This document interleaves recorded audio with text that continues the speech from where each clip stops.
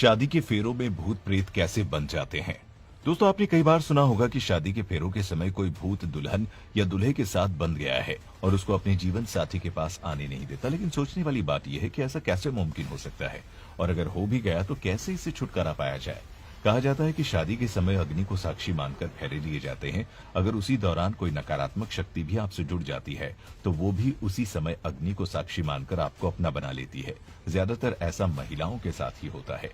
असल में होता क्या है कि होने वाली दुल्हन ज्यादा परफ्यूम लगा ले या देर रात तक खुले बाल लेकर सुनसान सड़कों पर घूमती है, तभी भूत प्रेत उनसे मोहित होकर उनके साथ लिपट जाते हैं। वही कहा जाता है कि ज्यादातर जिन्न लड़कियों की खूबसूरती पर मोहित हो जाते हैं।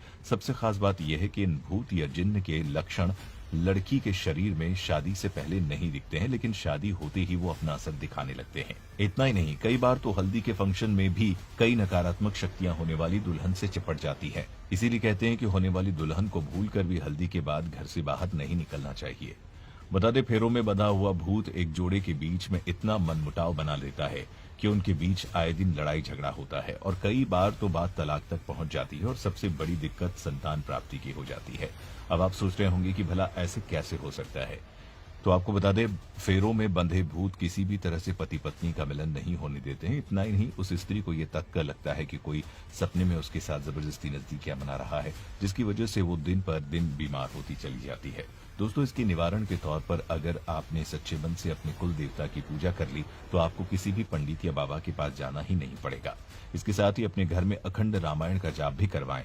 तो आपने देखा होगा कि किस तरह भूत शादी के फेरों के साथ जोड़े से बन जाते हैं। वहीं शादी वाला घर खुशियों और रौनक से भरा होता है, लेकिन उसी रौनक के बीच कुछ ऐसे अपशगुन हो जाते हैं जो अनहोनी के संकेत देते हैं, पर हम उन संकेतों को समझ नहीं पाते। अब सोचने वाली बात ये है कि आखिर वो कौन से अपशगुन होते हैं। आपने कई बार देखा होगा कि शादी के समय अचानक से बारिश होने लगती है। यही बारिश अशुभता का संकेत होती है। माना जाता है कि जिसकी शादी में पानी गिरता है उनके रिश्तों में जल्द ही दरार पैदा हो सकती है और दोनों के रिश्ते बनने से पहले ही टूट भी सकते हैं। और तो और, अगर शादी के कुछ समय पहले आपके ऊपर कोई बर्तन गिर जाए और आपके शरीर के किसी हिस्से पर कोई नीला या लाल निशान बन जाए तो समझ जाइए इस शादी में आपको कई बड़ी समस्याओं का सामना करना पड़ सकता है। और तो और, आपका तलाक भी संभव हो सकता है। वहीं अगर बर्तन आपके पैर के नाखून पर गिरे और वो नाखून लाल, नीला या काला पड़ जाए तो शादी के बाद आपका जीवन मुसीबतों में घिरा रहेगा और पैसों की तंगी का भी सामना आपको करना पड़ सकता है। जब वो नाखून धीरे धीरे बढ़ता हुआ उस निशान को खत्म कर देता है तब वो निशान अपने आप चला जाता है, जिसके बाद मुसीबतें भी आपका पीछा छोड़ देती है। इसीलिए इस मुश्किल की घड़ी में उपाय के तौर पर महामृत्युंजय मंत्र का जाप करने का सुझाव दिया गया है। इतना ही नहीं, अगर सगाई के ठीक बाद अगर आपको बुरे बुरे सपने दिखने लगे और आप उन सपनों से डरने लगे तो उस समय सगाई को तोड़ देना ही सही रहता है। ये सपने हमें संकेत देते हैं कि आपकी होने वाली शादी सफल नहीं होगी।